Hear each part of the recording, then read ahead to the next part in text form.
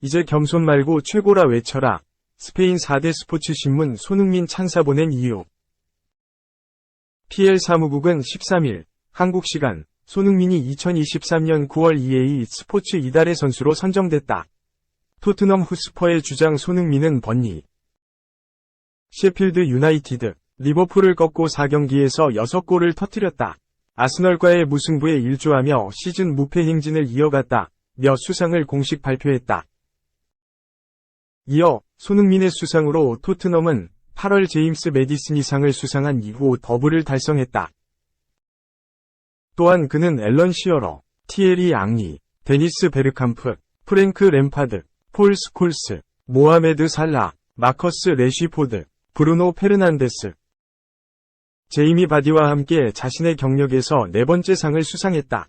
손흥민보다 더 많은 상을 받은 PL 선수는 역사상 단 6명뿐이다. 라고 덧붙였다. 손흥민은 9월 한 달 동안 6골을 터뜨리게 됐다. 손흥민은 지난달 2일 열린 벌리와의 PL 4라운드에서 시즌 마수거리 득점에 성공했다. 해당 경기부터 엔제 포스테코글루 감독은 손흥민은 최전방에 배치했다. 효과는 매우 좋았다. 손흥민은 이날 전반 16분 시즌 첫 골을 신고했고 후반 18분과 21분 골망을 흔들며 해트트릭을 달성했다. 손흥민의 PL 통산 4번째 해트트릭이었다. 손흥민은 2020년 9월 사우샘프턴을 상대로 1경기 3골 이상을 처음 터뜨렸고 2022년 4월 아스톤 빌라, 2022년 9월 레스터시티, 그리고 2023년 9월 벌리를 상대로 폭발력을 과시했다. 아스널을 상대로 멀티골을 터뜨리며 역사의 이름을 남기기도 했다. 축구 통계 매체 스코카에 따르면 손흥민은 가레스 베일과 티에리 앙리, 로빈 반 페르시보다도 북런던 더비에서 많은 골을 기록한 선수가 됐다. 손흥민은 아스널을 상대로 7골 5도움을 기록하게 됐다. 손흥민보다 북런던 더비에 강했던 선수는 해리 케인, 에마누엘 아데바요르, 로베르트 피레스밖에 없다.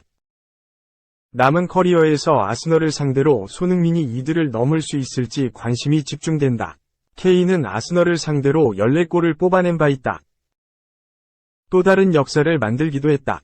축구 통계 매체 OPTA에 따르면 1993년 5월 PL에서 토트넘 소속이던 존 핸드리가 아스널을 상대로 멀티골을 터뜨린 후에 손흥민은 토트넘 선수로는 처음으로 아스널을 상대로 2골을 넣었다. 핸드리가 아스널을 상대로 멀티골을 터뜨리던 당시 경기장은 에미레이츠가 아닌 하이버리 스타디움이었다. 따라서 2006년 7월 개장한 에미레이츠 스타디움에서 멀티골을 터뜨린 토트넘 선수는 손흥민이 유일하다. 리버풀전에는 리그 6호 골이자 유럽 통산 200번째 득점을 터뜨리며 팀 승리에 기여했다. 손흥민은 2010에서 11 시즌 함부르크에서 데뷔해 자신의 데뷔 무대에서 데뷔골을 터뜨리며 처음으로 이름을 알리기 시작했다. 손흥민은 함부르크에서 3시즌을 뛰며 78경기 20골을 넣었다. 이후 레버쿠젠에선 87경기 29골을 기록했다. 토트넘에서 9시즌째를 맞이하며 151골을 넣어 총 200골을 터뜨렸다. 역대 6위다. 지금까지 토트넘 유니폼을 입고 가장 많은 득점을 터뜨린 선수는 해리 케인이다. 케인은 280골을 넣었다. 그 뒤를 이어 1961년부터 1970년까지 토트넘에서 뛰었던 지미 그리브스가 266골로 2위에 이름을 올리고 있다.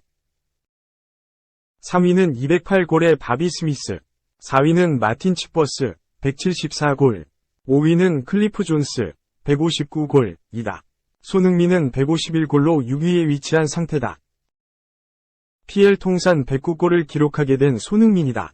이로써 손흥민은 피터 크라우치, 108골을 제치고 라이언 긱스, 109골과 동률을 이루며 PL 역대 최다 득점 27위에 위치하게 됐다. 손흥민의 바로 위에는 에밀 헤스키, 110골, 사디오 마네, 111골 등이 위치해 있다. 11골만 더 넣는다면 21위 스티븐 제라드, 120골과 어깨를 나란히 하게 된다. 4회 수상을 이뤄내면서 PL 이달의 선수상 공동 7위에 이름을 올렸다.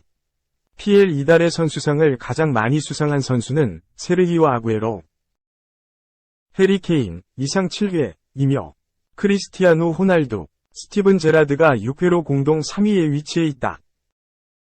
웨인 루니, 로빈 판 페르시가 5회를 수상한 바 있다. 4회 수상은 티에리 앙리, 살라, 앨런 시어러, 데니스 베르캄프, 프랭크 램파드, 폴 스콜스, 제이미 바디, 브루노 페르난데스, 마커스 레쉬포드 등이 있다. 손흥민도 이들과 어깨를 나란히 하게 됐다. 이로써 9월 이달의 선수상을 수상하게 됐다. 손흥민이 9월 이달의 선수상을 받게 되면서 개인 통산 4번째 수상을 이루게 됐다. 손흥민은 2016에서 17시즌 9월 처음으로 PL 이달의 선수상을 받았고 동일 시즌 4월에 2번째 수상을 이뤄냈다. 마지막 수상은 2020에서 21시즌이다. 손흥민도 소감을 전했다. 토트넘은 구단 공식 SNS 채널을 통해 손흥민의 소감 영상을 공개했다. 손흥민은 토트넘 유니폼이 아닌 대한민국 축구 국가대표팀 트레이닝복을 입은 채 영상에 등장했다. 즉, A매치 기간 해당 소식을 접했다는 것을 알 수 있다. 손흥민은 다소 어색한 모습으로 동영상을 촬영했다. 손흥민은 방금 이달의 프리미어리그 선수로 뽑혔다는 것을 알게 됐다. 뽑아주신 모든 분들께 감사하다는 말을 전하고 싶다.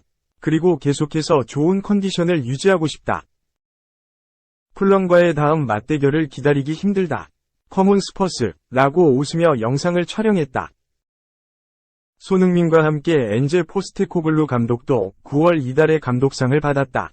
PL 사무국은 포스테코글루 감독은 2023년 9월 이달의 감독상을 수상하며 PL 역사를 만들었다. 그는 부임 이후 첫 2달 동안 상을 받은 최초의 감독이다. 리버풀이 PL 트로피를 들어올렸던 2019에서 20시즌 위르겐 클롭 감독이 첫 2달 동안 상을 수상한 마지막 감독이었다. 라고 소개했다. 포스테코글루 감독은 지난 8월 이달의 감독상 수상에 이어 2회 연속 수상을 이어갔다. 격경사다. 토트넘은 지난 8월에도 포스테코글루 감독과 함께 제임스 매디슨이 8월 이달의 선수상을 받았다. 무려 6년 만의 일이다. 축구 통계 매체 스코카는 토트넘은 6년 만에 처음으로 같은 달에 이달의 감독상과 이달의 선수상을 수상했다며 기록을 조명했다. 2017년 4월 마우리시오 포체티노 감독과 손흥민이 이달의 감독상과 선수상을 차지한 바 있다. 이후 토트넘은 6년 4개월 만에 포스테코글루 감독과 매디슨이 동시에 수상하는 영광을 안았다. 이후 단 한 달 만에 다시 한번 감독과 선수가 상을 수상하는 엄적을 달성했다. 2. 발롱도르 수상 오른쪽 화살표 돌연 중동행, 난 항상 사우디에 오고 싶었다. 고백. 카림 벤제마, 35알 이티하드가 레알 마드리드를 떠나 중동을 택한 배경을 밝혔다. 12일, 현지 시간, 영국 매체 90MIN에 따르면, 벤자마는 내가 레알에서 만들고 얻은 모든 것들을 고려하면 새로운 도전을 시도할 좋은 순간이었다고 생각했다. 정말 오랫동안, 심지어 축구를 하기 전에도 나는 항상 이곳에 오고 싶었다. 또한, 여기는 무슬림 국가다. 나는 오자마자 나에 대한 사랑을 느꼈다. 경기장 안팎에서 늘 기분이 좋다고 말했다. 이어 이 나라는 두 팔 벌려 나를 환영했다.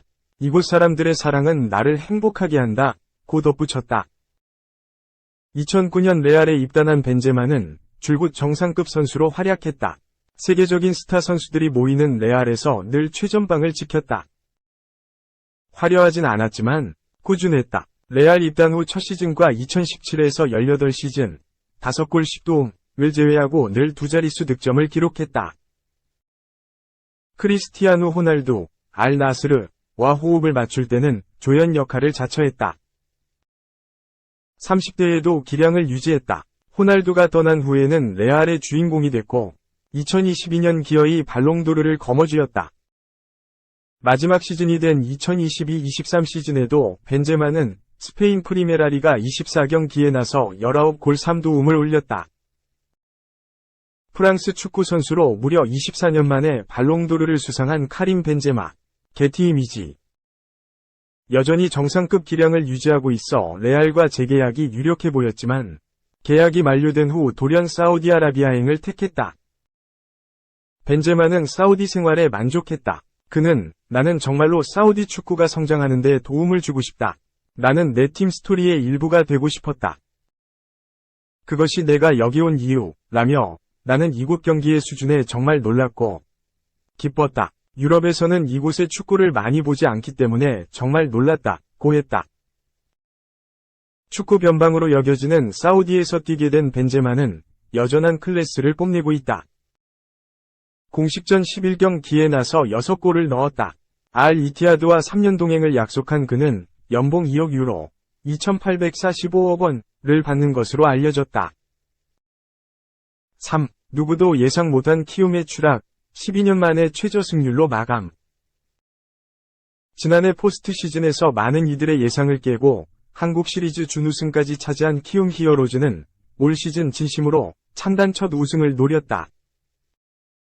간판타자 이정우가 시즌을 마치고 미국 메이저리그 MLB에 진출해 당분간 팀을 떠나니 구단은 2023년이 절호의 기회라고 판단했다. 그러나 결과는 누구도 예상 못한 12년 만에 최저 승률로 돌아왔다. 13일 인천 SSG 랜더스필드에서 열린 SSG 랜더스전 2에서 3패배로 정규 시즌 144경기 일정을 모두 마친 키움은 58승 3무 83패.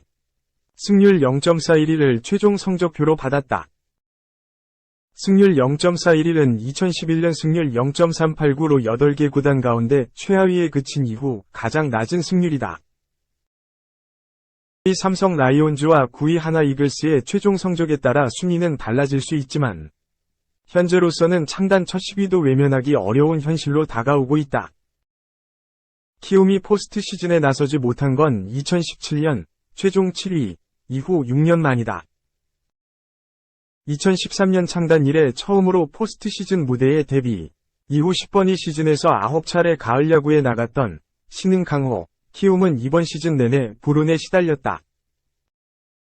구단 역사상 처음으로 영입한 투수 외부 프리에이전트, FA, 원종현은 몇 경기도 나오지 못하고 팔꿈치 인대 접합, 토미준, 수술을 받았다. 또한 퓨처스 FA로 야심차게 데려온 이형종도 기대 이하의 활약을 보였고 삼성 라이온즈와 트레이드를 통해 영입한 뒤 장기 계약을 안긴 이원석도 부진해 키움의 외부 수혈은 모두 실패로 끝났다. 여기에 이정후마저 시즌 초반 심각한 타격 부진을 겪고 키움은 하위권으로 출발했다. 이정후는 5월 중순 이후 살아났지만 이정후와 김혜성 정도를 제외하면 젊은 야수들이 기대만큼 성장하지 못한 것도 키움의 발목을 잡았다. 결정타는 후반기 시작과 동시에 발등 수술을 받게 된 이정후의 부상이었다. 이정후가 남은 시즌 출전이 어렵다는 소견이 나온 순간 키움은 과감하게 리빌딩 버튼을 누르고 미래를 대비하기 시작했다. 그나마 키움에 위안거리가 있다면 최원태를 LG 트윈스로 보내고 받아온 외야수 이주영이 리그 정상급 야수로 성장할 가능성을 보였다는 점이다. 여기에 김혜성이 항저우 아시안게임을 통해 병역 혜택을 받아 내년에도 팀 구심점 노릇을 할 수 있고 신인 포수 김동원도 아시안게임을 통해 한 뼘 성장했다.